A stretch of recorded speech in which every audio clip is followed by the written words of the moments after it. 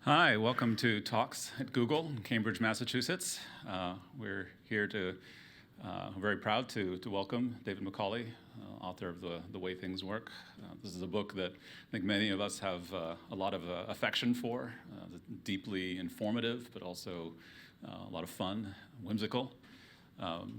My son is in college now, majoring in mechanical engineering, and I like to think that part of that is actually our experience with the book when he was younger.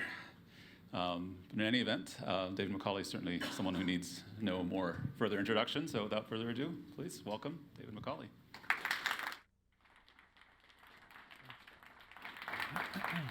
Thank you. Thank you. I put together some slides basically to trace for you the little bit of the history of The Way Things Work. It's a book that's been out now since 1988. No one is more surprised than I am that it's still out and that it in fact has been through a couple of revisions. And it makes me feel good because when we started, I had no clue what was going to become of this book, how it was going to be received. My biggest concern at the very beginning was the idea of working on a book of 400 pages that was all about machines. It just seemed like an absurd task. And for somebody with my attention span, a real challenge. So I was first asked to join the team, and you know Teams. If you guys don't know Teams, I don't know who does. But obviously this book was put together by a team. I was the visual guy. I was the author in my own right when it comes to books about architecture and so on, but not about technology. Neil Ardley, who wrote all the technical text for the book, became my teacher for 4 years. And then again in '98 when we did the second, he would at first I went to London, which is where they were putting this thing together, and spent 5 days and did it 4 times to go for each of the 4 sections of the book. And we went through every machine, and Neil basically told me everything he knows. And I sketched while he was talking. And it's the only way I knew whether or not I was actually learning anything, whether I was really even listening to what he had to say. Because after 10 minutes of technical, well, no, I exaggerate. After 5 minutes of technical talk, I'm usually lost. My eyes have glazed over, and so I need that pencil in my hand, I need some tracing paper in front of me, and I need to be in that process of trying to interpret what I'm hearing so that I can then turn it over to Neil and say, is this where we're going? Is this what we're talking about here? And then I would come back and to the studio and attempt to reinterpret my interpretation so that it could be used to present what I had learned, not simply to record it, but to present it in some sort of meaningful way. What you're looking at here is this was done before me. This was done probably in 1982 or 1983. This was DK's master plan in a very sketchy way of what they hoped the book would be. Things linked together in various ways that would make it fun to turn the pages, that would ultimately, though, pass on information to the reader of the book about not only how things work, but more importantly, perhaps, how all the things work that we take for granted.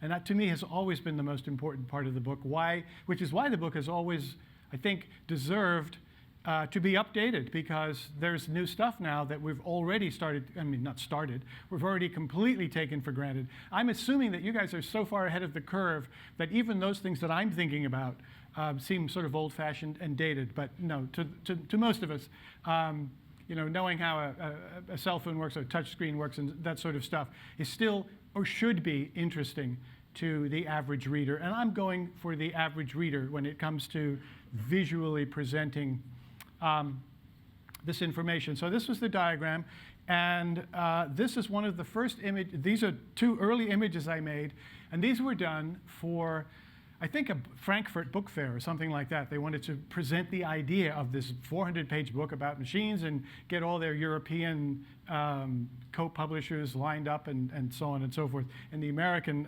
publisher, of course, lined up. Little text heavy, little dull, but I declined the first time they asked me if I would be willing to do this job, because I honestly just didn't think that I could stay with it long enough to get 400 pages worth of this stuff done without becoming seriously ill. This was again an early mock-up. It looks like a Sears Roebuck catalog. It looks like they've jammed every conceivable little contraption in there that you can fit in there. All that's left from that first slide was that little bit with the the sort of gears and the ferry, the merry-go-round and at the fair, that sort of stuff. So, David, is this enough space for this drawing? So they were willing to shrink the text if I said, no, my tents have to be higher. But nobody said, can we get rid of some of this stuff? Until I did. But I didn't have any alternative plan. So I started sketching, which is what I always do. And I was trying to figure out, okay, this thing is going to start with levers. That seems fairly straightforward. Let's just figure out how do you present levers in a way that is interesting, that is engaging. Accuracy goes without saying, but engaging is critical. You may know, and some of you probably have seen, maybe even own, the 1980 maybe, a German edition of How Things Work, I think it was called, in 4 volumes, and ultimately, and all the illustrations were, they're 2 colors, just black and red, I believe. All line work, mechanical drawings like you do in high school, but detailed, incredibly detailed, cross-sections of machines and stuff like that. As if everybody who was interested in machines already knew how to read cross-sections and those kinds of details. So it did extremely well because I think for many of us, we felt that these books would contain everything we would ever need to know, ever. And it's really kind of reaffirming to be able to carry a volume like that around with you as you go through life. All the answers you would need about technology in that book. But it wasn't the kind of book that I think would have gotten to those people who weren't already kind of set up to understand it. In terms of getting the information from it. So my approach was a little different. Using my little Mac, that little box, whatever it was, and the dot matrix printer, and counting the letters to make sure I had enough in a row and whatever it was for spacing. I've created obviously a Stone Age laundromat with presses and things of that nature, and it gave me a chance to play with the idea of levers and also introduce concepts. So this is what I presented when we started talking, and I kept going with this idea of how to organize, asking this question, okay, how do we organize these levers? And at the very bottom of this page, you can see the cave people never completely went away, even though the laundromat didn't make it. And because I was drawing cave people, I thought I would populate it with other cave era things, like, in this case, a mammoth. And the mammoth, of course, stayed because I played with the mammoth. I felt like I had a kindred spirit with the mammoth, somebody equally victimized by technology. And, but it sort of completely changed the way we started to think about the pages. And this was going to be a book about machines that was going to be fun, and yet taken seriously. So, sketching, finally trying to figure out how you work with a page. And these are old. These are on yellow tracing paper that if I touch it too many more times will just disintegrate. But it got the job done. This is one of the original pieces of art based on those sketches, obviously. And it was from those sketches and from that sense of going back as far in history as possible to introduce the simplest of machines that I came up with this idea of the inventor's notebook. The inventor's notebook allowed me to sort of suggest this personality who was kind of interested in how things work, but inevitably got it slightly backwards. And because it was clearly a page that was not, hard and dried facts and all that sort of stuff, it was a playful intro. I could get away with that. But of course, if I was going to say things backwards or misunderstand them, it had to be to set up the real information that would appear at the bottom of the page. So mammoths with 3 different kinds of levers, first, second, and third class, and your basic little diagrams at the bottom. But the fun stuff is up top. And the story, the only thing I wrote in this book were the little stories about the mammoth and his or her adventures. I did not have to write any of the technical stuff. I just had to understand it.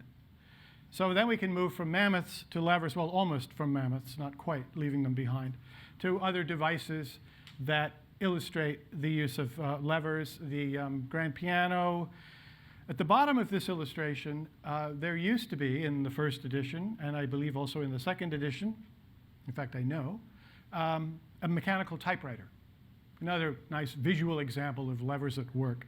For this new edition, we've taken out the mechanical typewriter, and we've taken out a few other things in order to free up some space for the new devices, the new machines, and so on. So the foot pedal was a new addition. Worm gears, you never know whether an idea is actually worth holding on to or not, but it doesn't stop me from at least putting it on paper. Looking to have some real fun here with gears and belts, that sort of thing.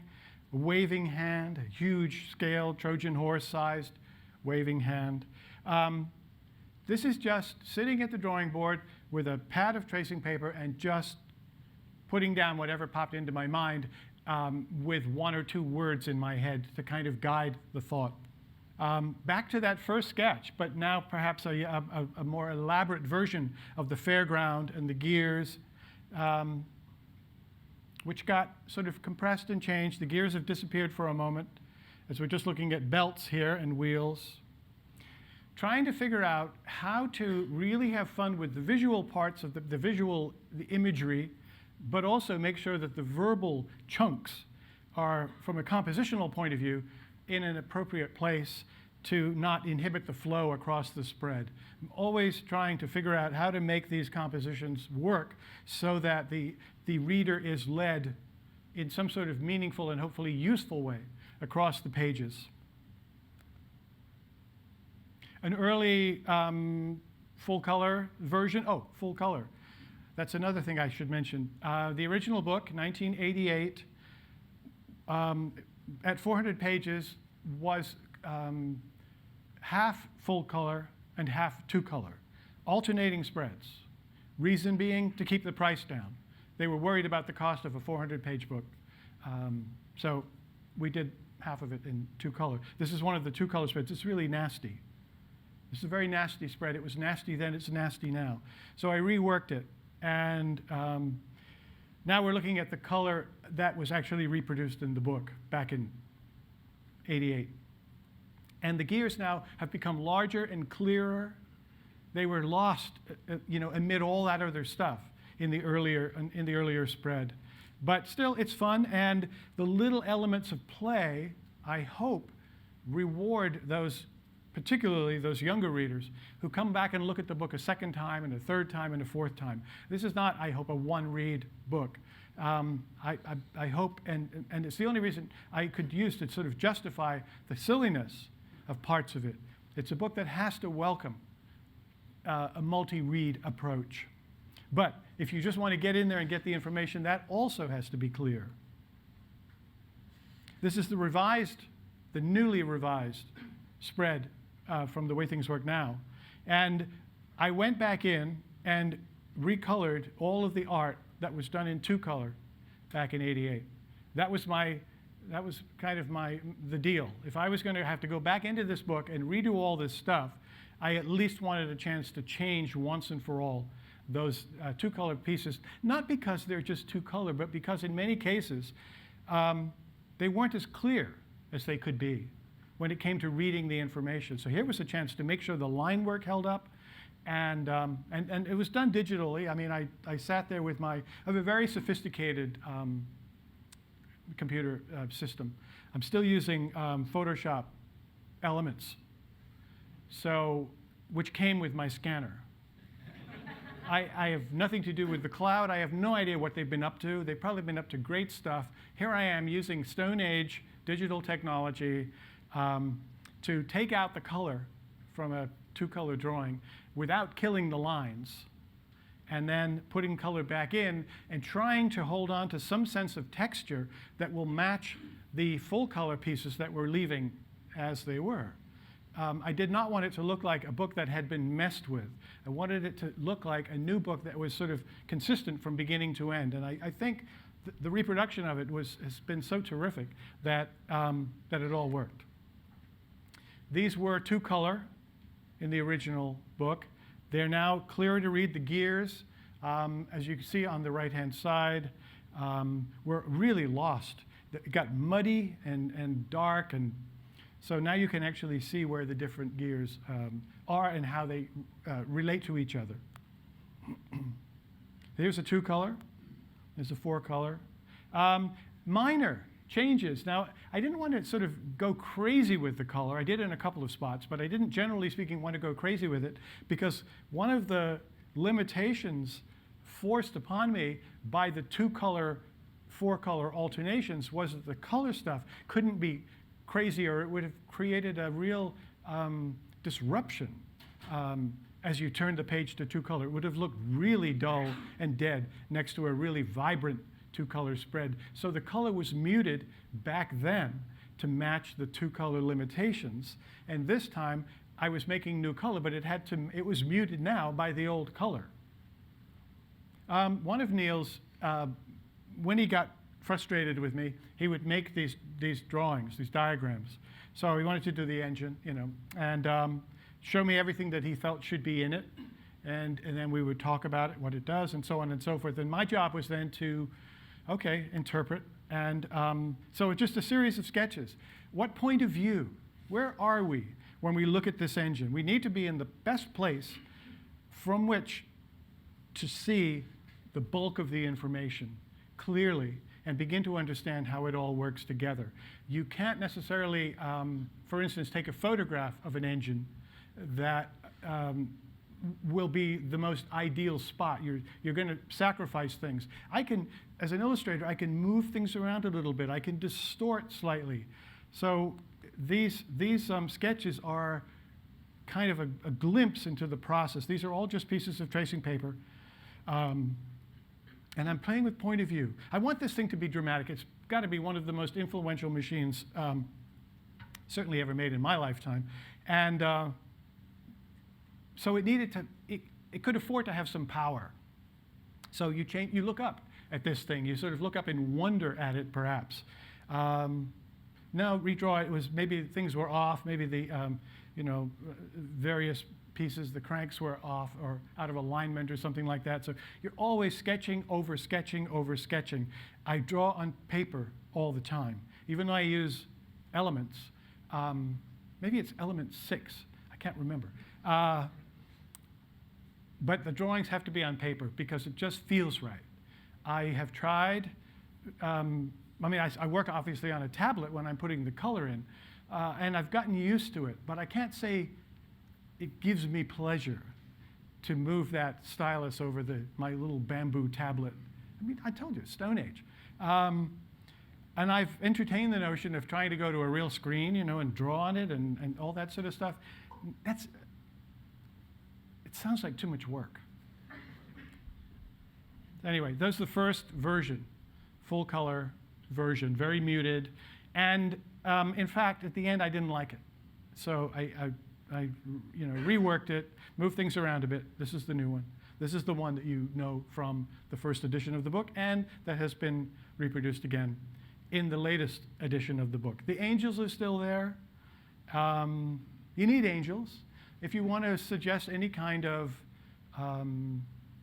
mythical importance, any kind of spiritual impact from these devices, then angels. And they're the low bidders, so they got the job. Here's the harvester, the combine harvester.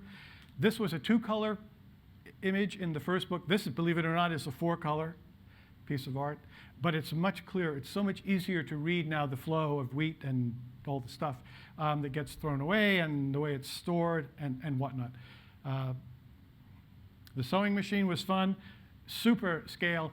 Changing the scale of something, I always find amusing. It can make something look more important. It can make it look more intimidating, but it can also make it look clearer because you can see, see the detail better if you blow it up. And also, as an illustrator, you're an editor the whole time. You're also deciding what to leave in and what to get rid of.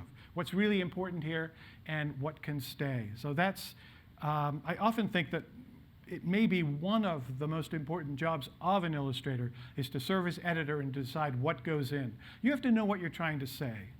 And if you do know what you're trying to say, it's easy to see those things that are simply going to disrupt it or get in the way. It might look impressive, you might really want to draw it, but it might not actually serve the purpose at the end of the day of communicating clearly. Drone, obviously, is not from an older edition. That's a new edition. And the, you don't know whose little wing that is sticking out from the brownstone church until you look at the screen of the little handheld controller. So anyway, you tell a little story in there, and those are the things I'm talking about when I say those things that you go back to. Maybe you don't even see it the first time. Maybe you don't even see it the third time. Maybe you don't see it until you're lucky enough to be sitting there with a kid and your book, or his or her book, open, and they point it out to you. I would recommend that. We can't sell the books with kids. You have to get your own. But the book has those things in it.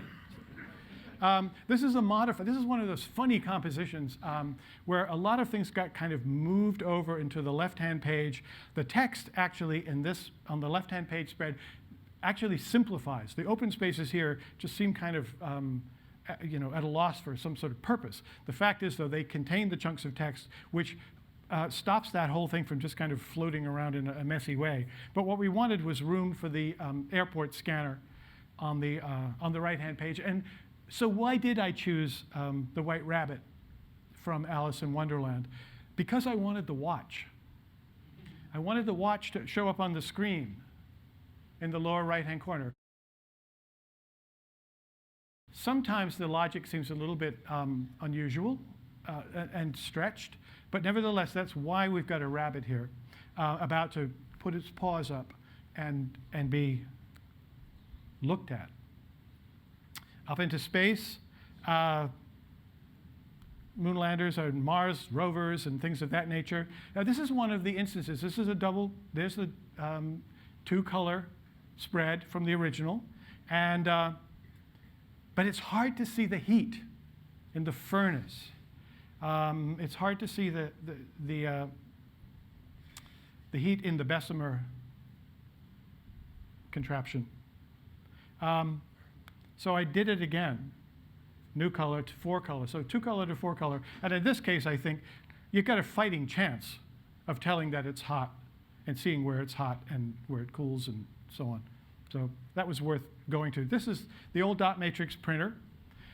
The point of view, I said, the perspective you use sometimes can give things an extra dignity, sort of a real boldness. This is something from Star Trek. It's probably filled with lots of little people. But for me, it's just the dot matrix printer.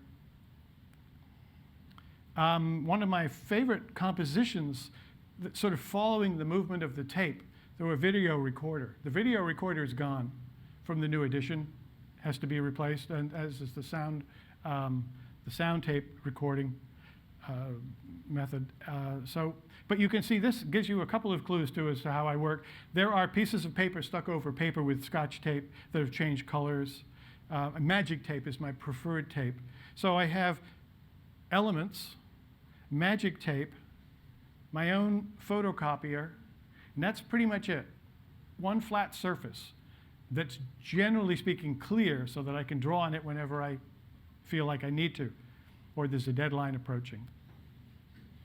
Light bulbs, the first spread on the light bulb, 88, used to be just that light bulb in the lower left-hand corner, not the candle, but the light bulb. Now it's dead. Electricity's been turned off, and we're looking at the replacements and a sense of where we're going. And I sort of did amp up the color a little bit here. The video recorder, and a step-by-step sort of process of reading the frames and how it focuses, and projector, a video projector, and a 3D projector. The thing that I loved about the video projector are those little things at the bottom, those tiny little mirrors, a grid of mirrors that all move, in a slightly different way, just enough to send the light off in the wrong direction if you don't want it, or channel it in the right direction if you do want it. I love those things because they seem so practical. It's just a sensible solution. The trick is to get like 10,000 little mirrors on something the size of the gum that smaller than the gum I spit out. And then recording digitally, sound and light, breaking this information down, simplifying it to work with the text in the clearest way possible. These are looser spreads in some ways, and more open, more spacious spreads than were in the first edition. So I don't know whether that's because the information was becoming more technically complex, and I didn't want to sort of overdo it. 3D printer, almost self-explanatory, but nevertheless, we decided to put it in the book because it has become a more familiar item in schools and even in homes and offices and workplaces. The hybrid. Almost didn't do this. Happened to be at a soccer game where my son was playing, and I was talking to the father of another player on the team, and I was telling him about the book I was working on and the revisions to the way things work, and he said, well, so you're going to do the hybrid?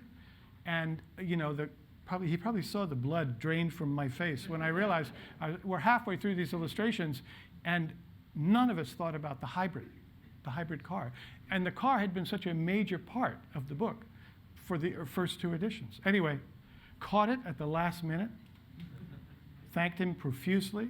Storage devices, this is a problem for me. I mean, how much can I do here to get this idea? All I can really do is be the X-ray eyes, looking at UBS, flash drive and things like that, USB, UBS, flash drive, and those devices, it's just little boxes on a green bed. And I think that if there's to be another version of this book, first of all, I probably won't do it.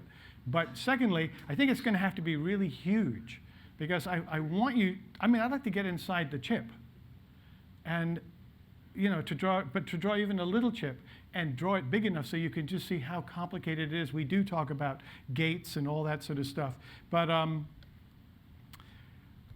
I think that may be the next step. Really large book. And the idea of making another book always appeals to me over moving to another medium, even though that may be kind of impractical, because I love the idea of rewarding that sort of quietness, of confronting the reader with all this technology, but in a way that's so friendly. They are completely in control of they can't press the wrong button and suddenly find themselves looking at something that has nothing to do with it or being distracted by ads. The great thing about books is we have no ad space in this book at all. There are lots of cross-references. You could be sent back to different pages. That's true, that's in there. But the whole thing, though, is basically your call. And you can obviously absorb this stuff at a rate that feels right for you. Okay, 30 minutes is up. It is now time for me to open the floor to questions about anything. It can have to do with this book. It can have to do with... Hey, just my question is, what is the drawing that has just kind of inspired you the most? Or what drawing did you make that was just like, you can't believe you even explained it well? From this book? Sure. Sure. That's a little non-committal. The reason I was asking, I was hoping you were going to give me a way out. I think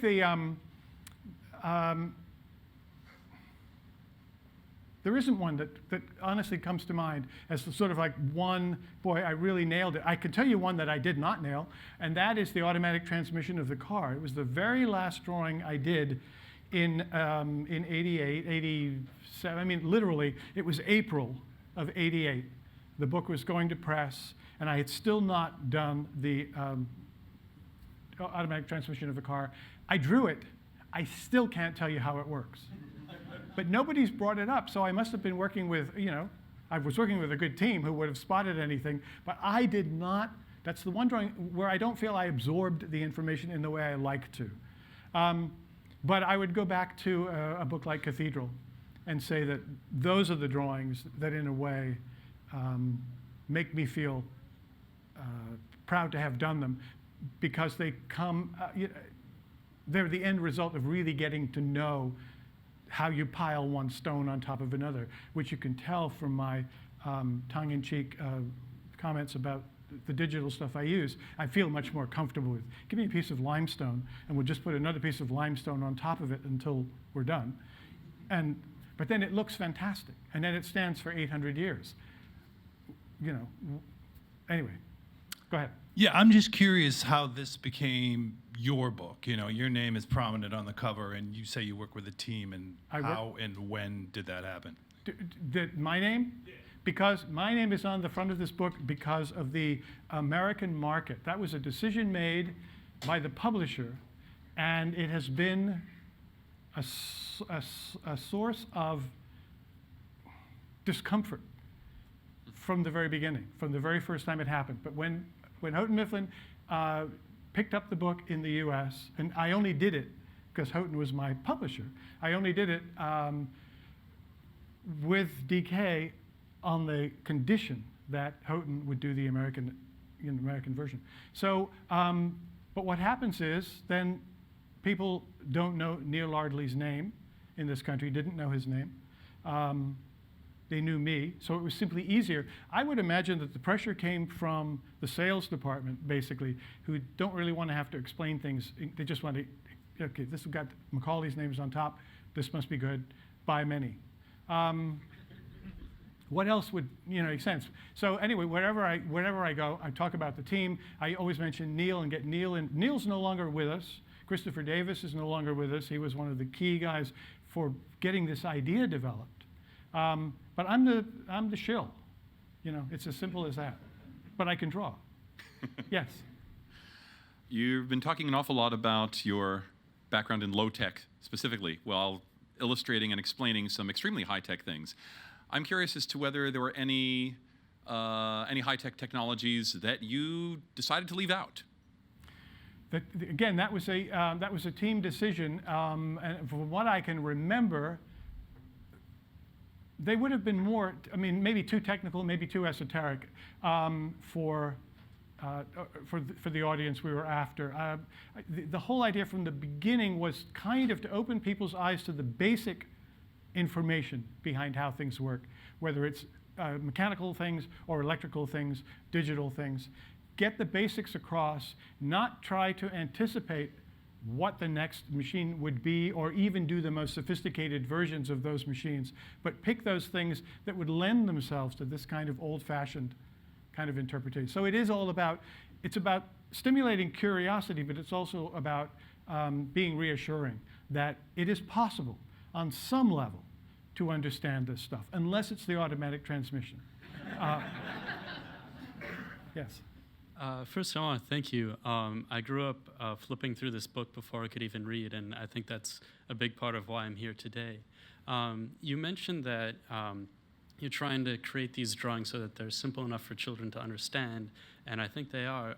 But having tried to explain things, I know that that's actually incredibly difficult and requires a very deep understanding of these. And I was wondering if you could go into your process of how you and your team figure out the internals before you create these drawings. Well, sure. It's literally Neil Ardley and I, and maybe David Burney, locked in a room with whatever reference material Neil has brought to the table, and we start what is this thing? What does it do? What's the most important thing about it? And how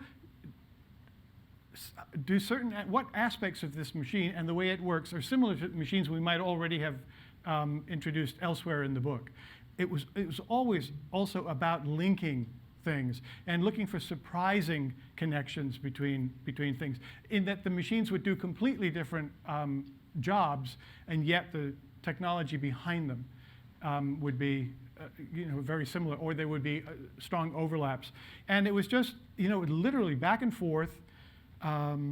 Okay, we go through this, and I'm drawing it, and Neil is explaining it, and I'm being corrected, or I'm trying to think a little bit, even then probably, about those things that seem exciting to me from what I've just heard, and how could I, can I make this image in such a way that it will also promote that potential bit of excitement, so that it enhances the engagement part of the job of making these illustrations. Getting the information right is one thing, but engaging the audience is critical.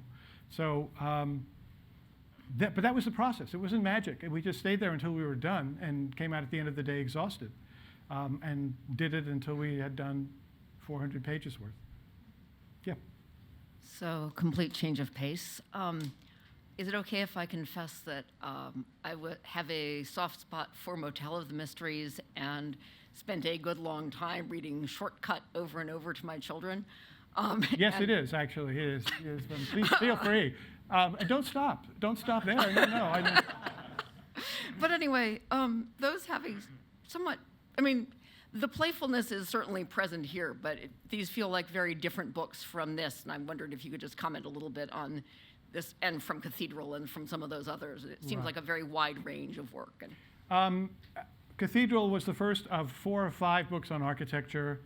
And I realized that once I had done number 5, which happened to be Castle, which is a very popular book, but I almost couldn't get through it because there was nothing to learn, nothing new to learn as an illustrator, as a designer.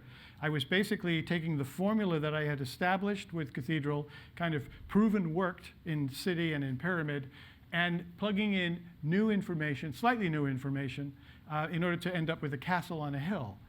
And I just couldn't imagine doing another of those books. And that's when I kind of lost it slightly and said, I want to do something completely different. And I had been traveling, giving talks at elementary schools and so on. And most of the elementary schools I was going to, or the high schools, whatever, these are school districts that don't have huge budgets for fine hotels. And so authors and illustrators who pass through town get put in these, whatever's available.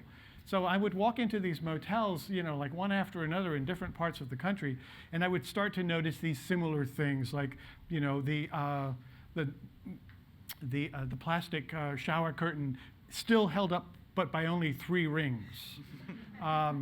Those stainless steel or chrome-plated something or other steel loops or hoops that stick out of the wall, that they wad the towels up under pressure, and they stick them in so that if you pull it out without paying attention, you can be damaged by that, just like a car suddenly stopping. But there were these crazy things. There was a light bulb fused to the plastic shade over the Formica table in front of the window that looked down on the green AstroTurf covering around the pool. There was the pool. And I began to realize that anybody coming from another place at another time would begin to wonder if these weren't some kind of, if there was more, wasn't more to it, that something symbolic going on here. So that's when I did Motel. I just wanted to play. I wanted to not do architecture, but as you know, I drew it in a very kind of painstakingly old-fashioned, serious way, completely confusing the times. They look like images that might have been made when Howard Carter was actually, looking at Tutankhamun's tomb, as opposed to a story set 2,000 years from now. So it was completely mixed up. But I was having fun. I was playing. The irony is that book is also still in print and it has its own following and so on and so forth. So that book, the way things work, and the earlier architecture books continue to sort of move along. Shortcut, again, was just a book to have some fun. and play with full color and that sort of thing. So I need a break. And those are vacation books for me in a way. Yeah. The question was, are there going to be more? But here, let me ask this, because I'm just following up on that. I'm also up here to praise you for the whimsy in these books. I come from a lineage of engineers and architects and draftspeople and illustrators, and so we had stacked high castle and pyramid and city and so forth at home. But the one that I, as a young reader, was of course most drawn to was Great Moments in Architecture. Which I love, and I wish I could find my original copy of it. But I think that whimsy is so important because it enhances attention, and attention being that prerequisite for understanding. And it seems like this whole oeuvre is about the way that knowing and understanding and teaching and showing are all related. Early on in the talk, you said, "Oh, I didn't write any of the technical words. I just had to understand them." But I feel like that's the higher bar. Yeah. People write about technical things all the time, but fewer people understand them. So I wanted to thank you for that. Well, my and pleasure. yes, I'll reiterate, if there are any more vacation books coming, we're eagerly anticipating. I don't know. I don't know. But I was going to pick on something you said about, I mean, it's really, you could call this book the way I work, or the way Macaulay works, because it really is, from a visual point of view, it really is that revelation. This is how I work, this is how I think. I fortunately have great backup and all this terrific information that makes, that is clear and well written and all that sort of stuff. And, good guidance from an editorial perspective. But basically, it's me playing in a way that's not totally dissimilar from Shortcut or Great Moments in Architecture. Yep. Hey, so you mentioned when you started talking about all of this that your goal was to kind of open people's eyes to all of the things that they took for granted in the world around them. And so I'm really curious how the team that you were working with decided what were the things that people take for granted in the world around them. Were people looking around and just inspired by what they saw, or did you talk with your families, or how was the decision made to what should go into the 400 pages? It was, I think, mostly just based on experience, based on what we saw.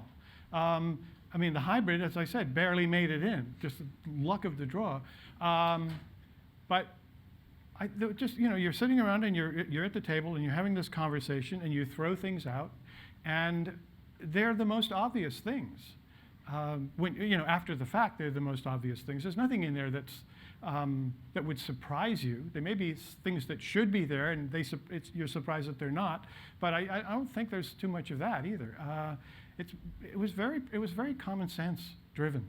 There was no, what are people doing? Everybody's walking around like this, So let's do that. And people are doing this a lot, and let's do some of that. So I get to discover things like e-ink. Who knew? E-ink. Those little clear balls filled with charged particles. Some are white and some are black. And how'd they get them in there? That's what I want to know. And I couldn't find that out. I couldn't figure it out. Nobody could tell me or would. I don't know whether that's, proprietary information or not. But if anybody here knows how you get charged black and white particles in a clear sphere, liquid, in a clear sphere that's about the diameter of a human hair, let me know before I get, I'm on my way out. Just tell me.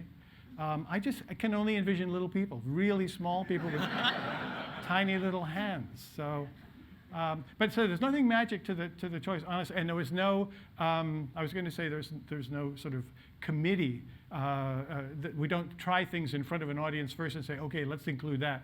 I mean, you got a few tired people sitting around a table with lists of possibilities, and I think that the trick is to just look around you. It would have been worse had we sort of overthought that, because then you run into the possibility of including things that really aren't that, and certainly aren't taken for granted. It's the stuff that we ourselves no longer see. We just reach for it. We know where it is. We know how to operate it. We also know that when it dies, you throw it away, and you just get another one. So that's it. Common sense and just shared conversation. Going on the e-ink thing, it seems like your technique is great for mechanical things that move, and structural things. But do you find that with more abstract digital things that don't move, is it more difficult to It's impossible. explain? It's not more difficult. It's almost impossible. I mean, just dealing with electricity, you're forced to. What are your choices? You can do ready kilowatt with sneakers, and that worked for the electric company, I guess, in the electric companies back in the 60s, the 1960s. And there are arrows suggesting direction. I mean, I hate it when I'm basically forced up against arrows as the only way out. Metaphor becomes too risky, because while it's fun to play with, it can become far more complicated than the thing you're trying to get across. You certainly do end up promoting the notion that this is a complex thing in your metaphor, but it may not make the information that you need to communicate any clearer. So it is more difficult, and the harder it is to see what's going on. I love mechanical things. There's a drawing in the new book of the video game player controller. And my favorite part of it is that little piece under your thumbs, that little universal joint thing that allows your thumbs to do all that amazing stuff. That's one of the machines in which I was able to use the real thing, because I have a now 17-year-old son, but he was younger a little while ago. And it's the order in which I like it, actually.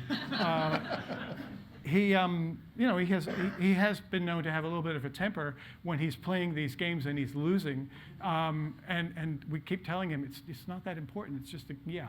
So he has this bag of half-damaged, half-destroyed controllers that he's sort of been in the corner of his room forever. So when I did research, I just went up to Sanders' room. I said, "You mind if I have one of those controllers?" He said, "Take them all."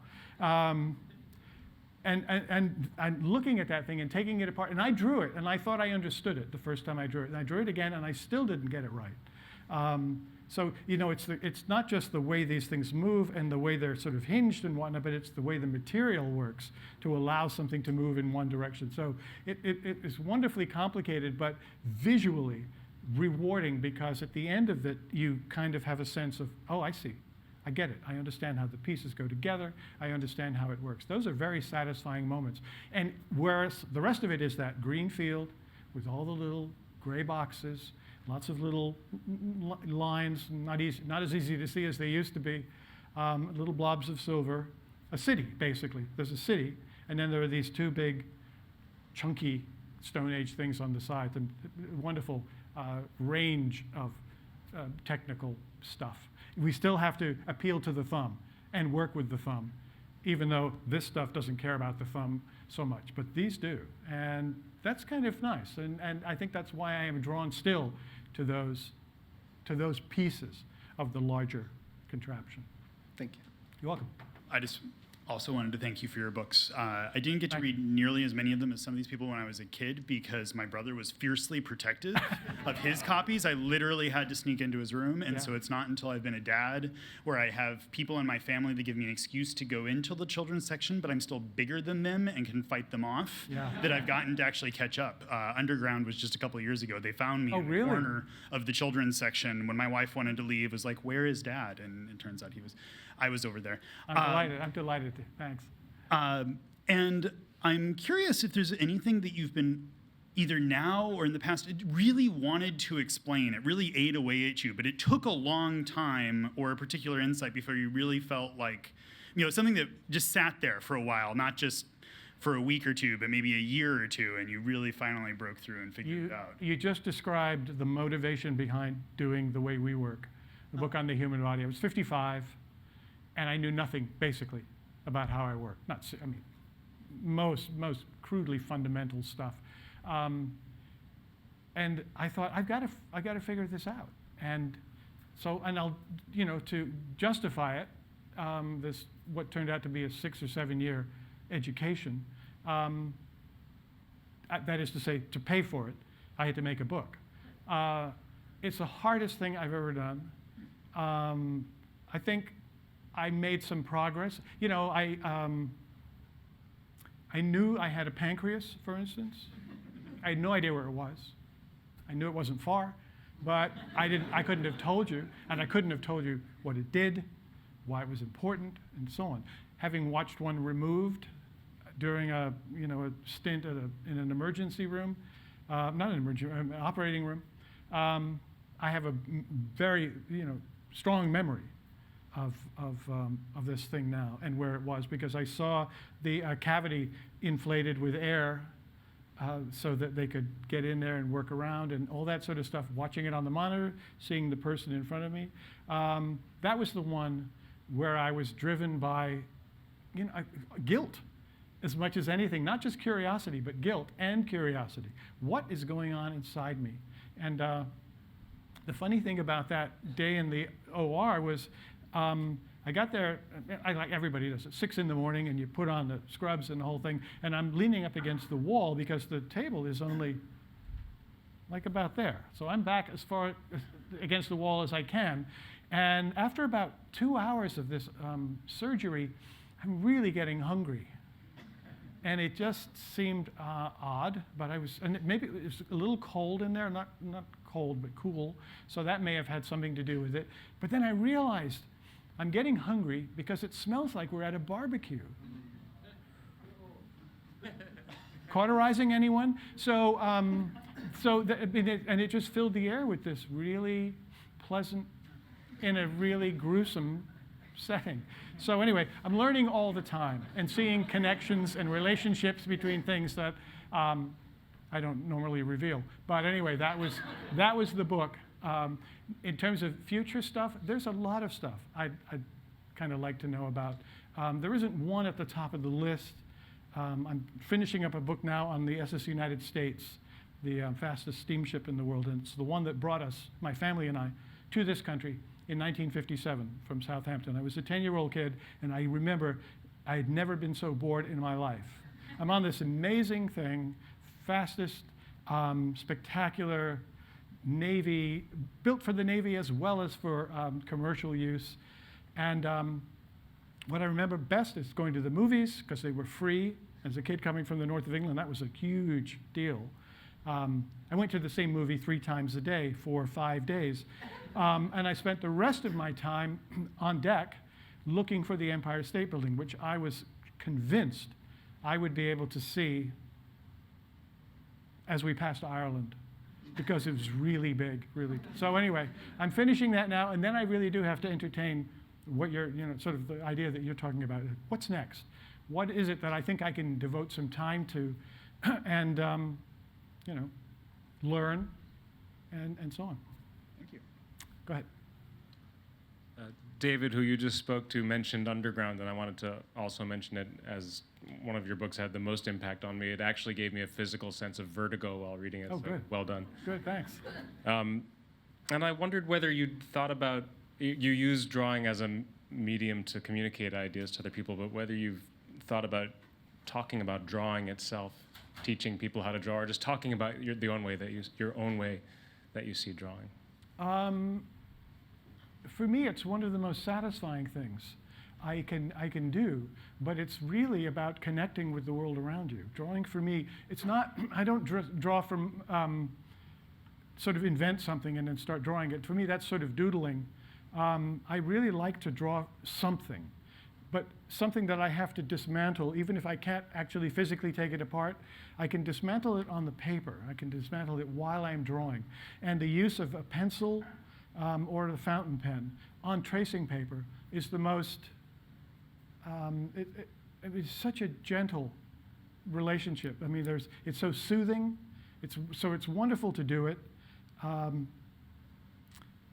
and there's no preciousness.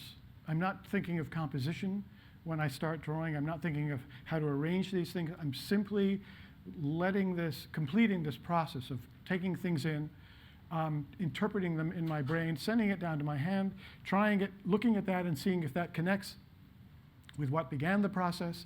And just this cycle is, to me, the great pleasure of drawing. Whether I'm recording outside, drawing nature, trying to figure out how to make that color look like that color on this piece of paper. The challenges are there always, but the kind of eye-opening aspect of drawing is the thing that makes me keep wanting to do it. I do it every day. for at least some chunk of the day. And when the deadline is getting closer and closer, I'm drawing, day and half the night, as I will be for the next few months. And it will lose some of its joy by the time we hit January. I know that because I've done it before. But at the end, I look back on it and I feel connected to the information in the book because of the way I have absorbed it and interpreted it and ultimately presented it. Hi, one of the big differences between 1988 and now is sort of the spread of the internet, the growth of the internet. I'm particularly thinking about Wikipedia and things like that. And one of the downsides of those is they lack a lot of the curation and the simplification.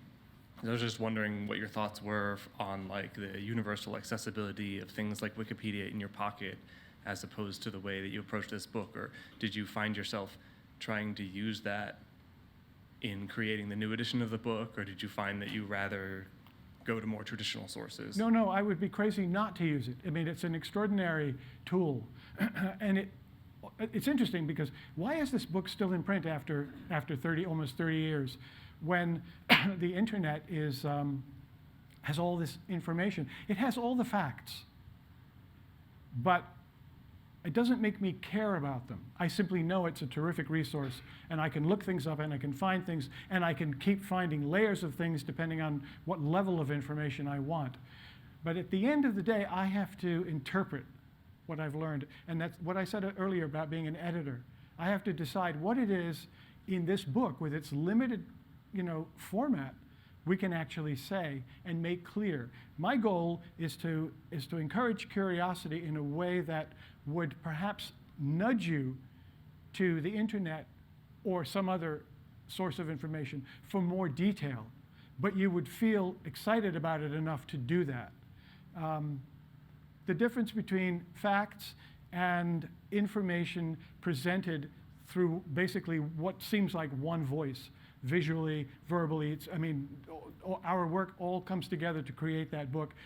So it's a single voice. You're not seeing different things designed in different ways. You're not seeing ads. You're not seeing any of that sort of stuff.